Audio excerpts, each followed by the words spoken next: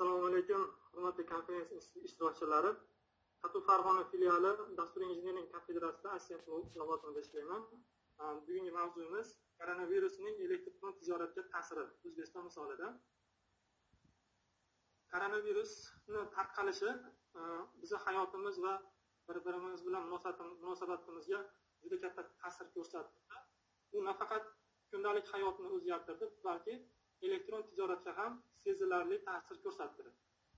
Virusning ta'siri bo'yicha bizning so'nggi tadqiqotlarimiz shuni ko'rsatyaptiki, virusning eng katta ta'siri iste'molchilar ishonchidir. Agar iste'molchining ishonchiga ta'sir qilsa, bu mahsulotga bo'lgan talabni ham ta'sir qiladi. Dunyo miqyosida kompaniyalar sog'liq uchun tashvishlardan tashqari koronavirus umuman elektron tijoratga qanday ta'sir qilishidan xavotirda. Technomic Consulting va tadqiqot firmasi ma'lumotlariga ko'ra, iste'molchilarning 52% olomondan qochishyapti yoki bo'lmasa 32% koronavirus tufayli uylarida ko'proq bo'lmoqdalar. Bundan tashqari fond bozori esa kundan kunga o'zgaruvchan bo'lib bormoqda. Mana bu diagrammada esa oziq-ovqat mahsulotlariga bo'lgan talab keskin oshishini ko'rsatyapti.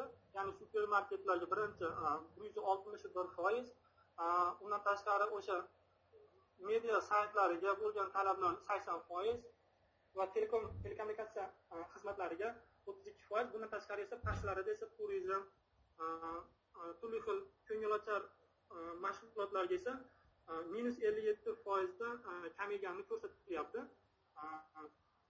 Keyingi slaydimizda esa dunyo bo'ylab maktablarning yopilishi munosabati bilan maktabgacha ta'lim va maktab jihozlari bo'yicha so'rovlar juda katta talabga ega bo'lib, bunda business to citizen, ya'ni biznesdan aholiga o'quv jihozlari yetkazib beradigan sotuvchilar uchun juda katta ko'rsatkich bo'lyapti. Ya'ni bu yerda 16 mart sanasidan boshlab 23-martgacha bo'lgan oralig'ida esa keskin o'sishni ko'rsatib o'tilyapti. Keyingi slaydimiz esa hunarmandchilik, ya'ni uyda qolganda bolalarning ko'nglini ochish imkoniyatiga ega bo'lgan kattalar uchun qiziqish uyg'otadigan mahsulotlar, ya'ni misol uchun hunarmandchilik buyumlari, bu shunga o'xshagan mahsulotlarga talabni ham ortishini ko'rishimiz mumkin.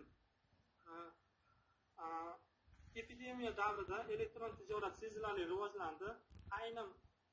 Ayrim sohalari keskin oshib ketdi. Misol uchun aytaylik, oziq-ovqat, yuqoridagi slaydda ko'rinib turibdi, oziq-ovqatga bo'lgan talab keskin oshib ketdi. Asosan shahar hududida istiqomat qiluvchi iste'molchilar yetkazib berish xizmatini yo'lga qo'ygan internet magazin xizmatlaridan foydalanyapti. Ayniqsa, bundan tashqari taksi kompaniyalari ham aholiga o'zini oziq-ovqat, turli xil buyumlarni yetkazib berish xizmatlarini taklif qilmoqdalar. Keyingi slaydda Bebazar uz internet magazin asoschisi Botir Arjanovni Facebook'da она неотъемлема и не может существовать без широкого использования телекоммуникационных и компьютерных технологий. Все эти технологии уже давно пришли в нашу жизнь, и ситуация в мире сейчас говорит о том, что мы должны использовать чаще телекоммуникационные системы, в том числе и для образования, в том числе и для проведения вот таких вот интернет-конференций, как у нас сегодня состоялось. Значит, мир современный, значит, большинство компаний предоставляет услуги телекоммуникации и связи. Такие огромные гиганты, как Apple, Google, Microsoft, Cisco, AT&T компании предоставляют нам возможность создавать дистанционно, в том числе и образование. То есть наше современное общество может, как показала практика, обучать студентов, не выходя из дома. То есть каждый учитель может организовать свою интернет-конференцию, создать свой интернет-класс, выложить там свои авторские уроки в соответствующей учебной программе. Это, в свою очередь, дает нам широкие возможности для того, чтобы передать знания студентам, в том числе и видеознания. Так как... Прошу прощения, вас перебиваю. Можете доклад просто демонстрировать нам? Я извиняюсь, я не включил, да, по-моему?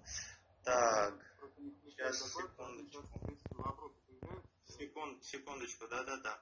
Все. Вот. Так, видно? Да. Значит, давайте я в полный экранный режим перейду. Qaysi usul orqali aniqladingiz? Bu birinchi savolim. Savolim mana bugungi kunda dunyo yangi metodikaga murojaat qilyapti. Shu siz aytgandek innovatsion kompyuter texnologiyalariga har xil innovatsion texnologiyalarni ham misol keltirdingiz bizga. Endi ushbu fizika darsida mobil telefonlardan yoki mana smartfon telefonlardan foydalanish usuli bo'yicha o'zingizni o'z fikringizni bildirib qo'ysangiz. Oldindan rahmat hammaga. Tinch bo'linglar.